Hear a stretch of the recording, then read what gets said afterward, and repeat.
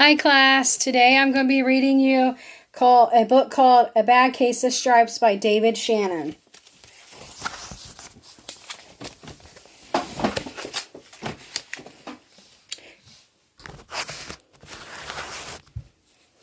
Camilla Cream loved lima beans, but she never ate them. All of her friends had hated lima beans, and she really wanted to fit in. Have you ever wanted to fit in? Camilla was always worried about what other people thought of her. Today, she was fretting even more than usual. It was the first day of school, and she couldn't decide what to wear. There were so many people to impress. She tried on 42 outfits, but not one seemed quite right. She put on a pretty red dress and looked in the mirror. Then she screamed, "Ah!"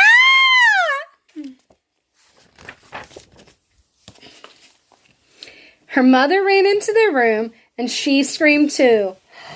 "Oh my heavens!" she cried.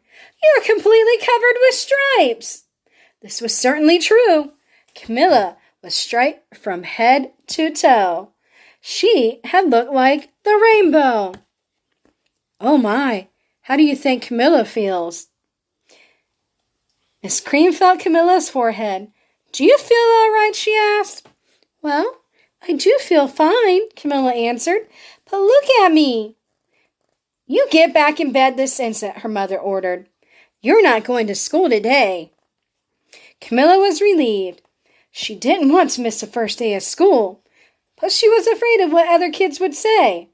She had no idea what to wear with those crazy stripes.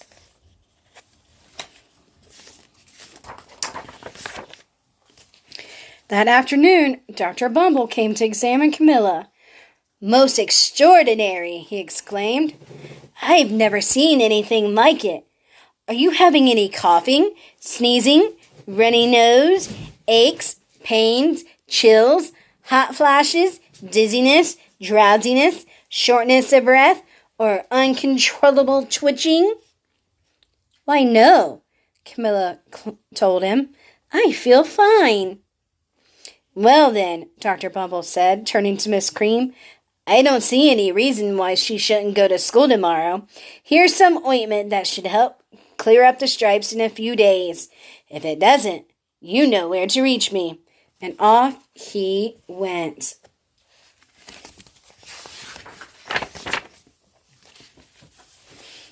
The next day at school was a disaster. Everyone at school had laughed at Camilla. They had called her Camilla Crown and the Knight of the Living Lollipop. Well, that's not very nice to call people names. How do you think that makes Camilla feel? She tried her best to act as if everything was normal, but when the class said the Pledge of Allegiance, her stripes had turned red, white, and blue, and she broke out into stars.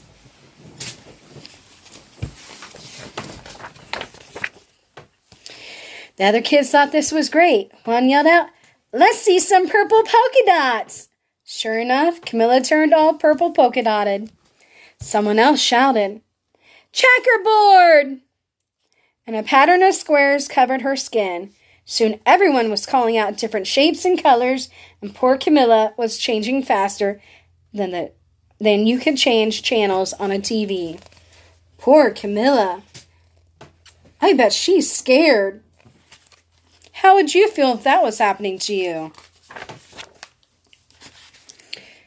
That night, Mr. Harms, the school principal, called. "I am sorry, Mrs. Cream," he said. "I'm going to have to ask you to keep Camilla home from school. She's just too much of a distraction." "And I've been getting calls from other parents. They're afraid these stripes may be contagious." Camilla was so embarrassed.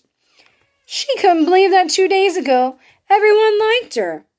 But now, nobody wanted to be in the same room with her. How do you think that makes poor Camilla feel? I bet she feels sad. Her father tried to make her feel better. "Is there anything I can get you, sweetheart?" he asked. "No, thank you," sighed Camilla. What she really wanted was a nice plate full of lima beans. But she had been laughed at enough for one day.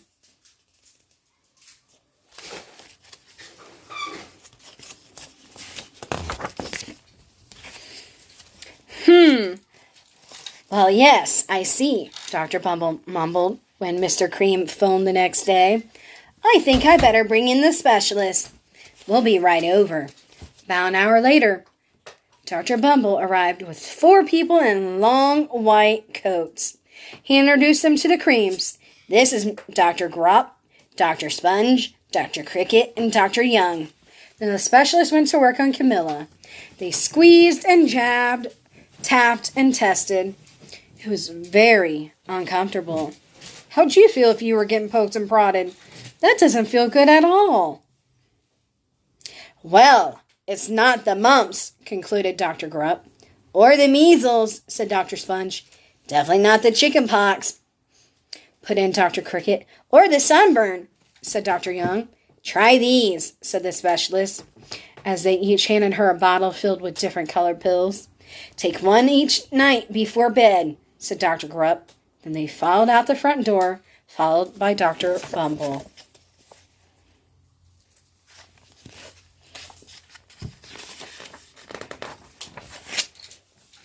That night, Camilla took her medicine. It was awful.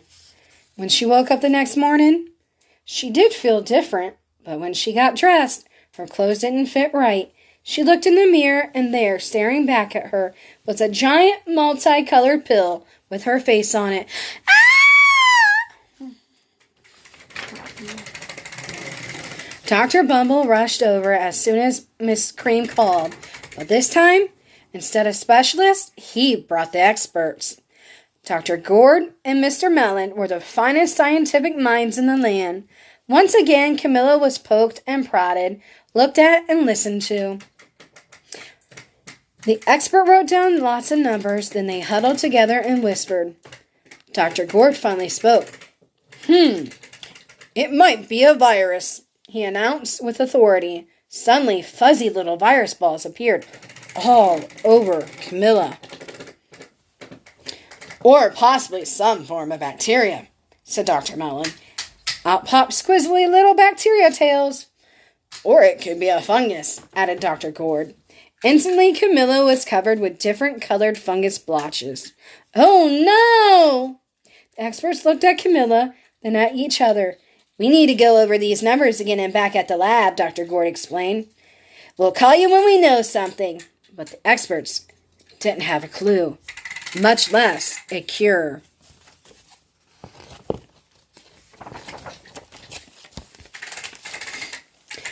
By now, the TV news had found out about Camilla. Reporters from every channel were outside of her house telling the story of the bizarre case of the incredible changing kid.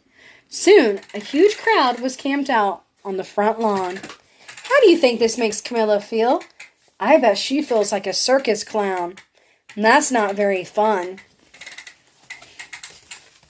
Bet she was scared and upset. Wouldn't you be too?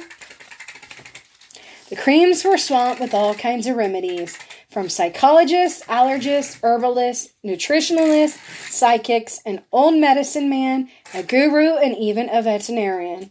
Each so-called cure only added to poor Camilla's strange appearance, until it was hard to even recognize her. She had started to sprout roots and berries and crystals and feathers and a long furry tail like a cat, but nothing worked. Wow. Camilla no longer looks like herself. I bet she was frightened. Wouldn't you be too? One day, a woman who called herself an environmental therapist claimed she could cure Camilla. Close your eyes, she said. Breathe deeply. Become one with your room. I wish you hadn't said that, Camilla groaned. Slowly, she started to melt into the walls of her room. Her bed became her mouth, her nose was a dresser, and 2 paintings were her eyes.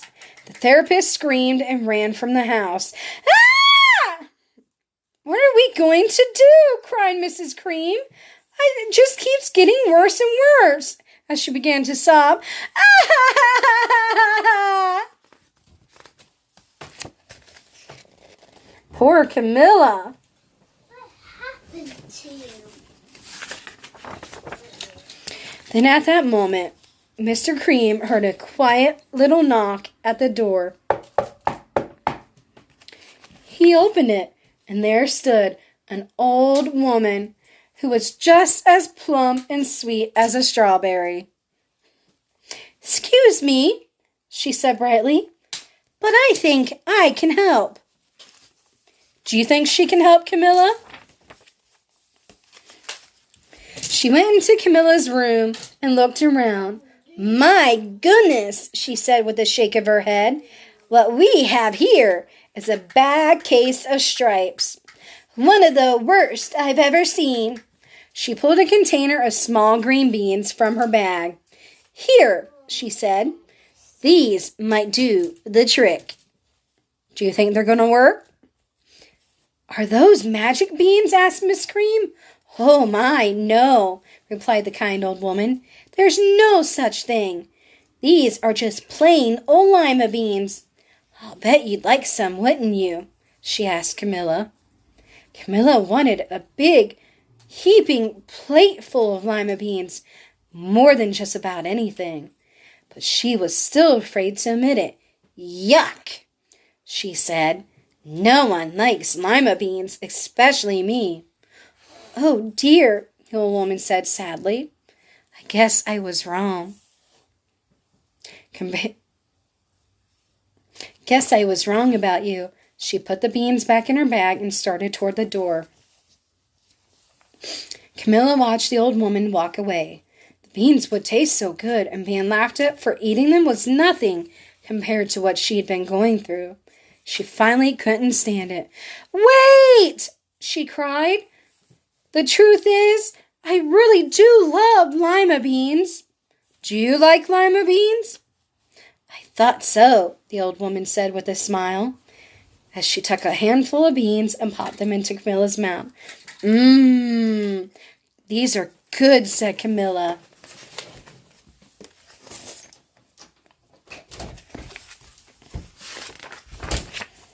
Suddenly, the branches, feathers, squiggly tails had all began to disappear.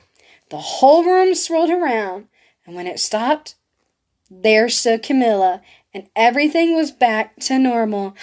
"I'm cured!" she shouted. "Yes," said the old woman. "I knew the real you was in there somewhere," as she patted Camilla on the head. Then she went outside and vanished into the crowd. Camilla was back to normal.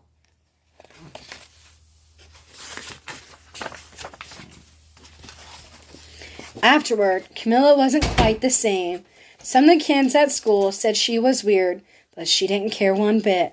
She ate all the lima beans she wanted and never had even a touch of the stripes again.